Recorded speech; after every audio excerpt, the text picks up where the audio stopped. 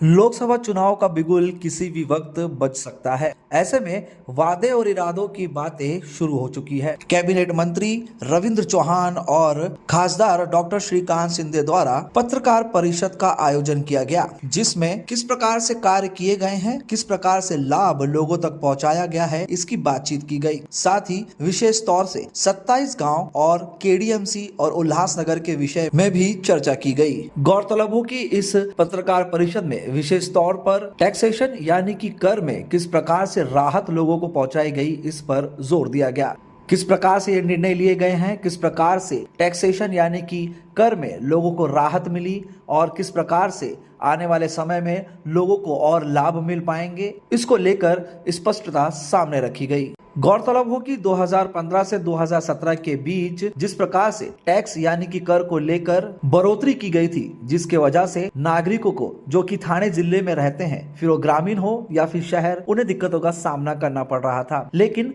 अभय योजना के माध्यम से इन्हें राहत पहुंचाई गई। लेकिन गौर करने वाली बात यह है कि मूलभूत सुविधाओं से वंचित जनता ने अपने कर तो भर दिए, लेकिन इन कर का हिसाब किस प्रकार से होगा, इसकी कोई भी चर्चा नहीं की गई और ना ही वो आंकड़े सामने लाए गए कि कुल मिलाकर थाने जिले में जो अभय योजना रखी गई थी, फिर वो ग्रामीण हो या फिर शहर, उसमें किस प्रकार से टैक्स का कलेक्शन आया है। जो राहत लोगों को मिली, इस पर जो है चर्चा की गई, लेकिन जो मूलभूत सुविधाएं नहीं मिल पाई, उस पर कैबिनेट मंत्री रविंद्र चौहान कुछ नहीं कह पाए। 2015 से 2017 तक भाजपा की ही सरकार केंद्र में थी और साथ ही महाराष्ट्र राज्य में भी भाजपा सत्ता में थी। उसके बाद भी कर को लेकर जो लोगों के ऊपर दबाव था या फिर जो लोगों के ऊपर बोझ था, वो भी भाजपा सरकार में ही आया। ये उन्होंने स्वीकार तो नहीं किया, लेकिन अभय योजना के माध्यम से लोगों को राहत मिली,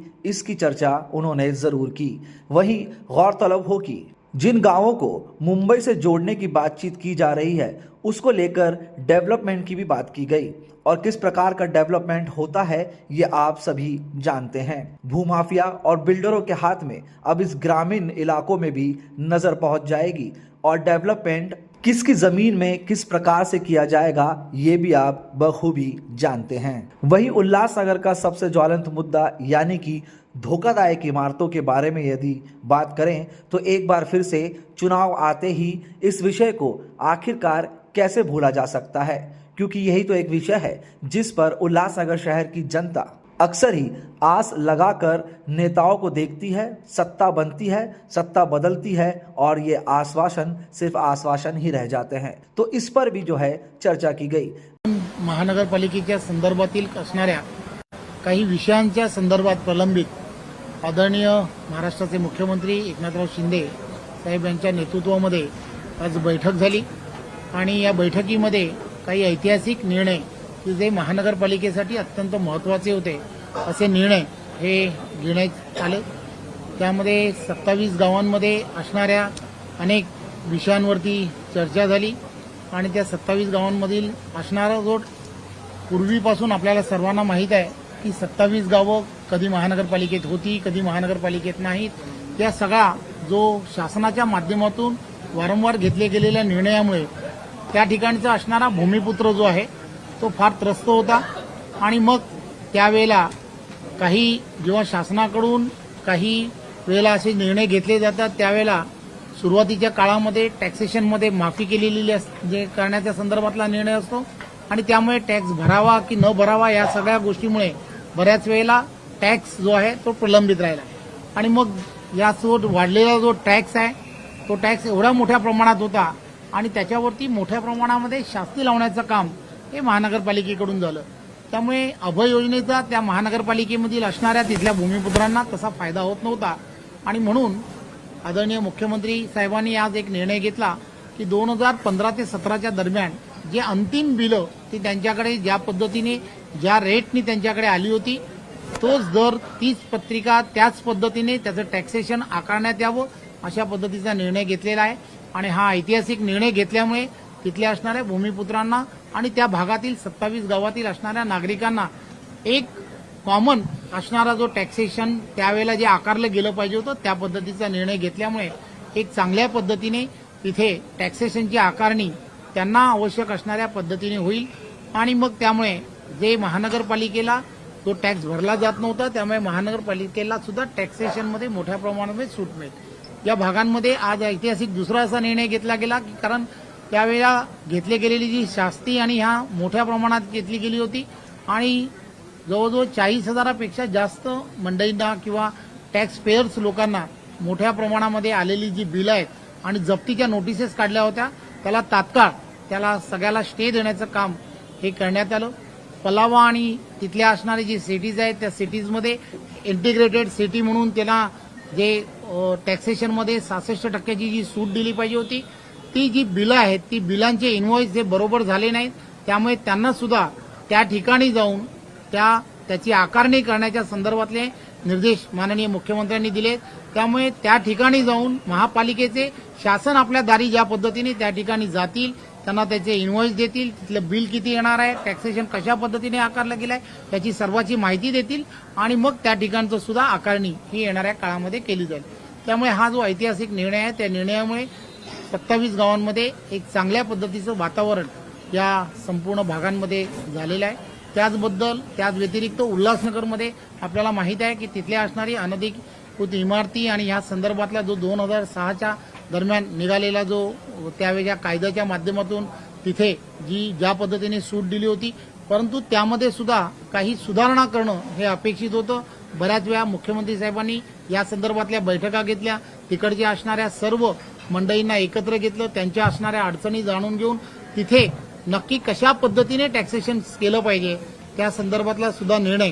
हा आज घेण्याच्या संदर्भातले निर्देश हे शासनाच्या माध्यमातून घेतले जातील असंही सांगितलं गेलं आहे आणि येणाऱ्या कॅबिनेटमध्ये त्या संदर्भातला निर्णय हा लवकरात लवकर हा करण्याच्या संदर्भातला शासनाने ठरवलेला आहे। कल्याण डोंबिवली महानगरपालिकेमध्ये पण पूर्वीच्या असणाऱ्या इमारती किंवा रिडेव्हलपमेंटमध्ये ज्या पद्धतीचे असणारे नियम आणि नियमांमध्ये शिथिलता आणणं अत्यंत गरजेचं होतं। ती इथले असणारे महानगरपालिके क्षेत्रामध्ये काम करणारे सर्व आर्किटेक्ट की ते MMR रिजनमध्ये एक वेगळा नियम आहे आणि इथे एक वेगळा नियम आहे। इथे असणारा जो प्लान्स आहेत किंवा प्लान्स आणि याच्यामध्ये ज्या पद्धतीने आकारणी करणं अपेक्षित आहे त्याच पद्धतीची आकारणी करण्याच्या संदर्भातला MMR रिजनमध्ये ज्या पद्धतीने रिडेव्हलपमेंटच्या असणाऱ्या प्लॉटसाठी आकारणी केली जाते किंवा ज्या पद्धतीने त्याला FSI जो वाढून मिळतो त्याच पद्धतीचा FSI वाढून देण्याच्या संदर्भातला निर्णय हा मुख्यमंत्री साहेबांनी केलाय। त्यामुळे असे काही निर्णय जे आहेत की निर्णय अत्यंत महत्वाचे असणारे जे निर्णय होते ते निर्णय शासनाच्या माध्यमातून घेतले गेले आहेत। काही निर्णय हे जे घेतले ते निर्णयामुळे या महानगरपालिकांमध्ये एक चांगलं वातावरण निर्माण झालंय। खासदार डॉक्टर श्रीकांत शिंदे ने बताया कि जिस प्रकार से उल्लासनगर की धोखादायक इमारतों को लेकर महाराष्ट्र के मुख्यमंत्री एकनाथ शिंदे जो कि पहले यूडी मिनिस्ट्री में थे वो नजर रख रहे थे और मुख्यमंत्री बनने के बाद भी धोखादायक इमारतों के विषय में उनका ध्यान जारी है और जल्द से जल्द इस पर निर्णय लिया जाएगा। लेकिन आपको हम फ्लैशबैक पे लेके जाते हैं। फ्लैशबैक पे जब आप जाएंगे तो कुछ समय पहले आपने ये सुना था कि उल्लासनगर में धोखादायक इमारतों की राहत को लेकर 2200 रुपए या 2400 रुपए की रकम की बात की जा रही थी, जिसे भरने के बाद राहत मिलेगी ऐसी भी चर्चा चल रही थी। कई बड़े बड़े बैनर लगाए गए थे, कई बड़े बड़े सपने दिखाए गए थे, लेकिन उल्लासनगर शहर वासियों का सपना तब टूटा 2200 रुपए के रेट को परे करते हुए जमीन का अलग से भरना होगा। इस विषय को सुनने के बाद शहर के नागरिकों में क्या बीत रही होगी ये तो अब शहर के नागरिक और शहर के वो नेता ही बता सकते हैं जिन्होंने बैनरबाजी करके इसके लिए काफी चर्चा बटोरी थी और वाहवाही की थी। थाने पैटर्न को जिस तरीके से बनाया गया उसी का सपना एक बार फिर से आगामी चुनाव से पहले उल्लासनगर शहरवासियों के लिए तैयार है, जिस पर खासदार डॉक्टर श्रीकांत शिंदे ने यह भी कहा कि आने वाली सोमवार को इस पर मुख्यमंत्री जल्द से जल्द एक निर्णय लेंगे जो कि शहर के लिए लाभदायक होगा और इस जटिल समस्या से लोगों को राहत मिल पाएगी। लेकिन ये चुनावी जिस तरीके से एजेंडा हर वर्ष देखने को मिलता है चुनाव के वक्त, तो वही एजेंडा क्या इस बार भी फैलाया जा रहा है? क्या इस बार फिर से कोई आश्वासन देकर इस चुनाव को जीता जाएगा, लड़ा जाएगा, या फिर आने वाले समय में वाकई ही शहर के धोखादायक इमारतों की इस जटिल समस्या को हल करने के लिए और शहर के उन लोगों को न्याय पहुंचाने के लिए जिन्होंने अपना आशियाना खोया, अपने परिवार को खोया, जमीन खोई और विस्थापित होकर शहर को छोड़कर जा रहे हैं, क्या उनके लिए आने वाले समय में जो आश्वासन दिए जा रहे हैं क्या वो सफल होंगे, ये देखना काफ़ी दिलचस्प होगा। बहरहाल अब देखना है कि आने वाले आगामी चुनाव को लेकर किस प्रकार के एजेंडे और बयानबाजी सामने आते हैं, ताकि शहर की जनता को एक आश्वासन दिया जाए और आगामी चुनाव को किस तरीके से लड़ना है उसकी तैयारी की जाए। देखना काफ़ी दिलचस्प होगा। अब ये जनता पर निर्भर करता है कि वह इन वादों को, इन इरादों को किस प्रकार देखते हैं और किस प्रकार का मतदान आगामी चुनाव को देते हैं। आज माननीय मुख्यमंत्री महोदयांच्या अध्यक्षतेखाली 27 गावं असतील, कल्याण डोंबिवली महानगरपालिका असेल, 14 गावं असतील आणि त्याचबरोबर उल्हासनगर महापालिका या सगळ्यांच्या निगडीत विविध विषयांवरती जी आहे ती चर्चा या ठिकाणी झाली। सर्वप्रथम मी 14 गावांवरती येतो की 14 गावांमध्ये राहणाऱ्या सगळ्या जे भूमिपुत्र आहेत, सगळे जे गावकरी आहेत, रहिवासी आहेत, त्यांची मागणी होती की नवी मुंबई महानगरपालिकेमध्ये जे आहे हे 14 गावांचा समाविष्ट त्या ठिकाणी केला गेला पाहिजे। आज तसा निर्णय जो आहे माननीय मुख्यमंत्री महोदयांनी त्या ठिकाणी घेतला, त्याचा GR देखील, नोटिफिकेशन देखील त्या ठिकाणी काढण्यात आलेला आहे आणि 14 गावांना जे आहे हे नवी मुंबईमध्ये समाविष्ट करून जे आहे सरकारने त्या ठिकाणी घेतलेलं आहे। त्याच्यामुळे आता त्या ठिकाणी होणारी डेव्हलपमेंट जी आहे ही नवी मुंबई महानगरपालिकेमध्ये जशा प्रकारची होते तशा प्रकारची डेव्हलपमेंट जी आहे ती त्या ठिकाणी 14 गावांमध्ये होईल। दुसरा विषय जो आहे तो 27 गावांचा टॅक्सेशनचा विषय होता की 27 गावांमध्ये जे आहे ते 2017 नंतर टॅक्स जे आहे हे मोठ्या प्रमाणामध्ये वाढला होता। त्याच्यामुळे जे आहे हे गावकरी आणि भूमिपुत्र जे त्या ठिकाणी टॅक्स जे आहे ते त्या ठिकाणी भरत नव्हते। त्याच्यामुळे मोठ्या प्रमाणामध्ये, कारण की तो टॅक्स मुळात खूप मोठ्या प्रमाणामध्ये त्या ठिकाणी आकारला जात होता, त्याच्यामुळे तो टॅक्स जो आहे तो त्या ठिकाणी भरला जात नव्हता आणि त्याचबरोबर जे आहे तो टॅक्स न भरल्यामुळे आजपर्यंत जे आहे कल्याण डोंबिवली महानगरपालिकेला उत्पन्न देखील त्या ठिकाणी मिळत नव्हतं। पण आज माननीय मुख्यमंत्री महोदयांनी त्या ठिकाणी निर्णय घेतला की जी टॅक्स 2017 मध्ये ज्या प्रकारे टॅक्स आहे ते आकारणी त्या ठिकाणी होत होती त्याच प्रकारात जे आहे तसाच टॅक्स जो आहे तो आत्ताही देखील त्या ठिकाणी आकारला जावा, असाही निर्णय जो आहे तो त्या ठिकाणी झाला। परत 27 गावांमधलं जे अनधिकृत बांधकामं आहेत,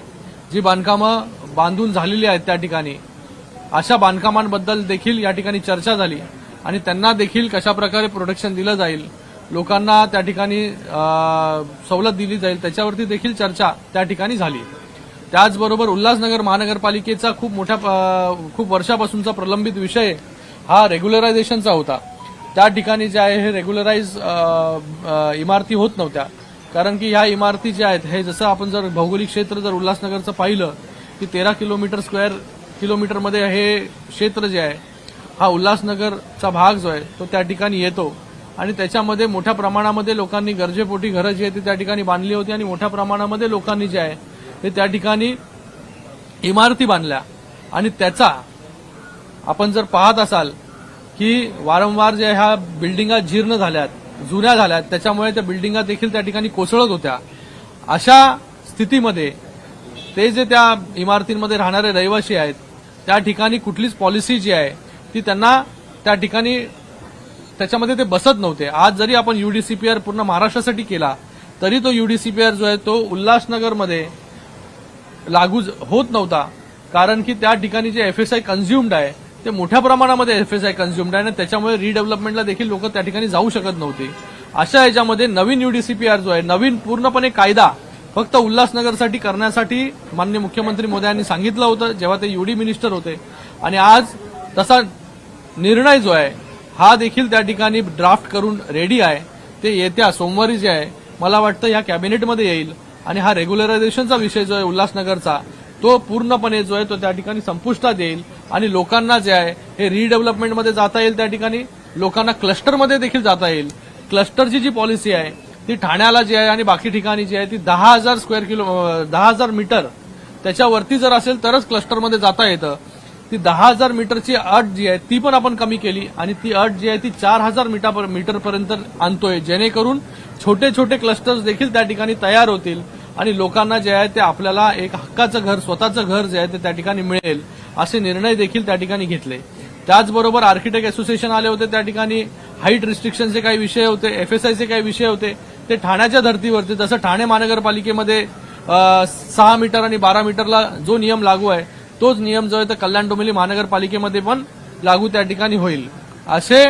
विविध निर्णय जे त्या ठिकाणी केले. आणि त्याचबरोबर कल्याण डोंबिवली महानगरपालिका क्षेत्रामध्ये जे आहे हे मोठ्या प्रमाणामध्ये आगरी बांधव त्या ठिकाणी राहतात आणि त्या ठिकाणी सावळाराम